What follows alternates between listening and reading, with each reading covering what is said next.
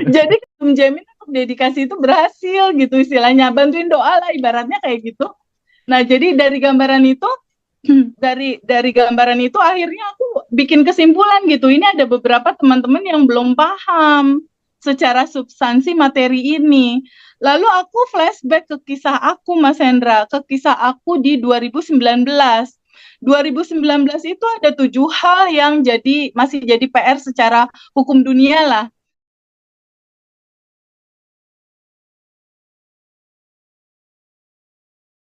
Pertama ada utang yang harus dibayar 1,3 miliar berupa motor harus dikeluarin, satu hutang 1,3 Hmm. M. Kedua, aku lagi nggak ada pasangan saat itu, single parent, lagi apa namanya, tidak punya pasangan, nggak ada suami. Lalu yang ketiga, waktu itu aku belum punya rumah, Mas Hendra, rumahku masih Hmm. ngontrak dan dikejar-kejar yang punya rumah untuk bayar kontrakan. Lalu yang keempat, aku saat itu sakit-sakit terus, sakit GERD, asam lambung, dan intinya kesehatan nggak bagus lah.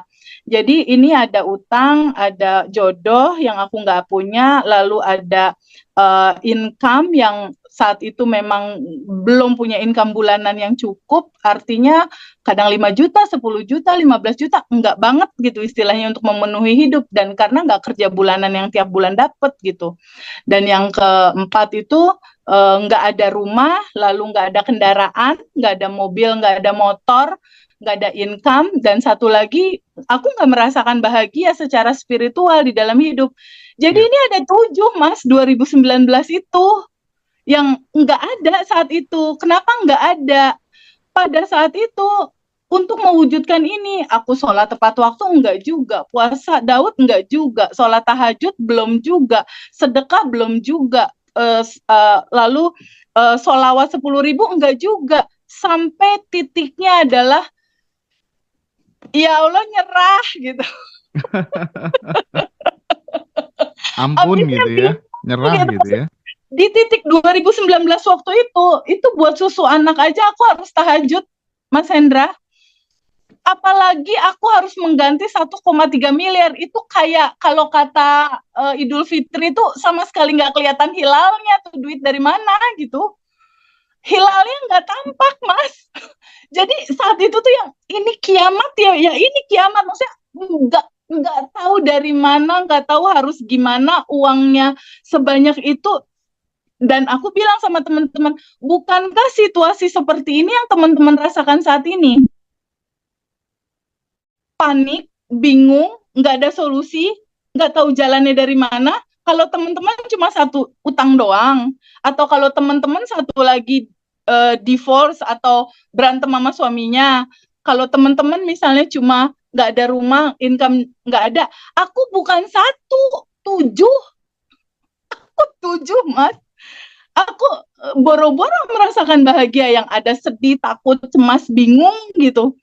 Nah, itu yang tadi aku bagi. Gimana sih pada akhirnya si 7 ini di 2019 terjadi, 2020 7-7-nya selesai, Mas. Kejadian terakhir di September 2019 dan ini selesai di masuk ketika aku menyadari tentang 3 hal. Jadi solusinya itu pertama, kasih jeda dulu sebentar boleh nggak? Hening dulu sebentar boleh nggak? Pikirannya jangan terlalu ramai. Karena ketika pikiran ini aktif, ramai, sejatinya kita yang punya solusi segalanya terhadap permasalahan hidup kita itu tenggelam, Mas. Jadi ketika yang ini muncul, pikiran, perasaan muncul, ramai ini pikiran, kekhawatiran, kecemasan, kebingungan, dia dominan naik, ini tenggelam, Mas. Tapi ketika kita boleh nggak hening dulu sebentar, pause dulu, pause, diem dulu sebentar, mereda, ini turun, dia yang muncul untuk ngasih insight kita terhadap solusi. Itu start pertama, dan semua orang bisa karena itu tanpa duit. Itu tanpa duit, tanpa effort, cuma butuh diem dulu sebentar boleh nggak gitu, stop dulu, pause dulu sebentar. Nah, itu yang tadi aku bagikan, aku ceritakan di Zoom bersama semua batch tadi itu. Sampai pada akhirnya step-step berikutnya adalah terima semua kisah hidup kamu, kesedihan, ketakutan, kebingungan. Kuncinya gini, Mas, terima, sambut, alirkan. gitu ya. Terima, sambut, alirkan. Biarkan dia flowing, biarkan dia mengalir kembali ke asalnya, ke cinta murni tanpa batas, karena dia hanya butuh mengalir aja. Jangan jadi bendungan yang membendung emosi dan menolak segala hal yang gak enak, tapi jadilah sebagai sungai yang mengalir ujung-ujungnya ke lautan tanpa batas gitu. Kuncinya itu, jadi di titik yang tadi aku bilang, udah semua dilakukan, puasa Daud, solawat, semualah yang kira-kira agama menyarankan itu udah aku lakukan, tapi kayaknya ini ada yang salah deh gitu. Ini apa yang salah sampai akhirnya bendera putih pada saat tahajud, ya Allah nyerah gitu. Dan ketemu satu kata, nggak ada daya dan upaya, wilayah hasil dan segalanya itu wilayah kecerdasan semesta tanpa batas. Nah, di titik itu aku merenung dan aku berpikir apa yang harus aku lakukan, ketemulah hukum semesta, bahwa apa yang kamu pancarkan di dalam rasa itu yang kamu request untuk terjadi, itulah yang akan become your reality gitu. Nah, dari situ aku menyadari bahwa oke, bab pertamanya Bandan Revolution yang harus kuat. Siapakah dirimu?